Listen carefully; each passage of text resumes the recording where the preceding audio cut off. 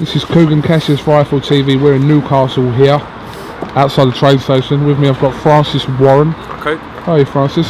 Very well, sir. I'll let you explain the purpose of today, what we have been doing. We've travelled up to Newcastle for a bit of a press session with Bradley Saunders and Josh Lever. We've got Bradley fighting Paul McCluskey on the 29th of March in the undercard of Stewie Hall's IBF World Title fight against Martin Ward, which also sees John Lewis Dickinson and Neil Dawson fight for the British title, and Frankie Gavin defending his Commonwealth title against Shikukatu.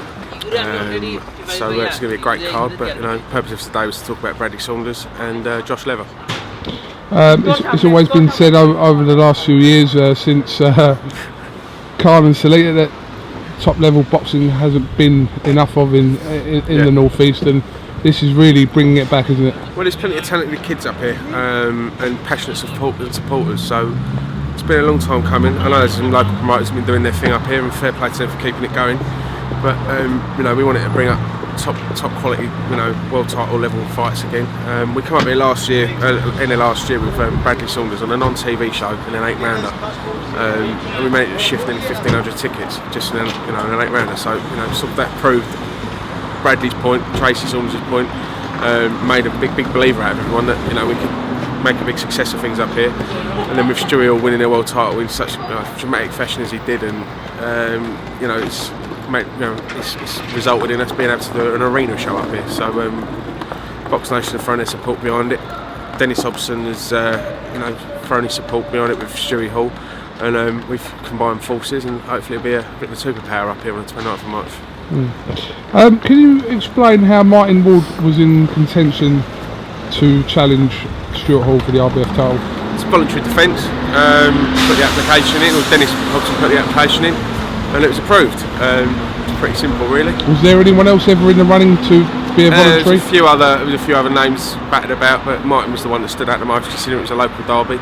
The show's called Clash of the Clans, and that's based on the two fellas, being from local areas, and I think it's a North East world title, derby, which is that's why it stood out more than any of the others, really. Can you see the possibility of the winner of this facing Jamie McDonald this year? If needs be, if it's mandated by the IBF, that's where the route takes the title. As far as I'm aware, Stewie's got a mandatory that he's got to defend.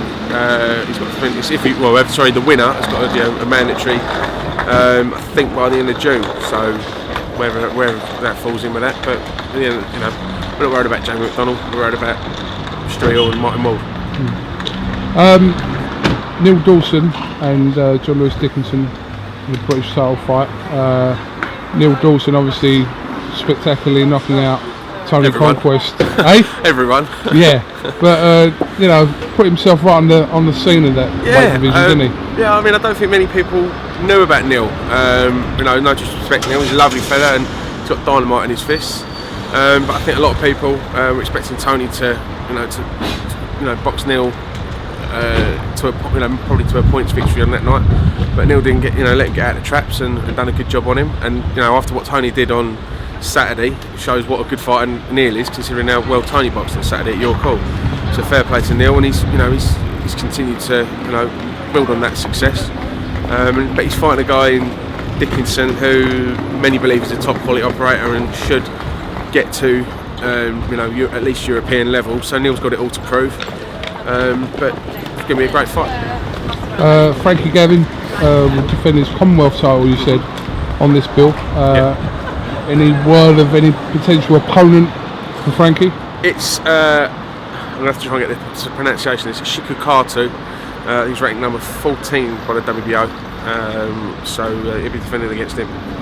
Okay, and obviously Bradley Saunders and Josh Lever, who we're here for today, they will add to the bill as well, and there's some other fighters on the bill. Bradley, like I said, against Paul McCluskey. I'm going to try and get that for some sort of ranking title with one of the 4 governing bodies. We're in talks to a couple of them at the moment. And Josh Lever will continue to build on the success he had on Saturday night at York Hall. What other news could you tell us, Francis? What other news can I tell you? like unrelated to this show, what can you tell us? What's going on? What's going on? We've got some great fights coming up. We've got Belfast on the 4th of April. Carl Frampton's back, Barry Wiggins' show in Belfast, which is again live on Box Nation. It's going to be an interesting night. I think Steve Orman's fighting on that card as well. So big Irish celebration that night, I would have thought. And then the night after that, got Enzo Mack. Enzo Mack is back in the world title scene, fighting Jürgen Bremer for the WBA light heavyweight title. I was with Enzo a couple of weeks ago out there, and really fancies this job. So it's my brother's wedding that day actually. So we'll apologise to George's bride in advance because we're all going to be sat around a TV screen at about 10 o'clock watching Enzo. Wow, and obviously there will be a show in April, which is announced this Thursday at a press conference. Yeah, we've got Thursday we'll be announcing a show on the 12th of April. So all the faces and fighters that will be on that card will be present on Thursday. So make sure you tune in to Kugan Cassius, IFT or whatever it's called. Don't you start with this either, Francis. IFL TV. So I'm assuming this show is at the Copper Box? Yeah, it'll be a Copper Box on April 12th, yeah. Are you going to think of something a bit more original than Rock the Box 4? Rock the Box 1V? That's alright, it works. Well, it's a Copper Box, and we want to get it rocking, so Rock the Box, that title put you on the spot. What's that?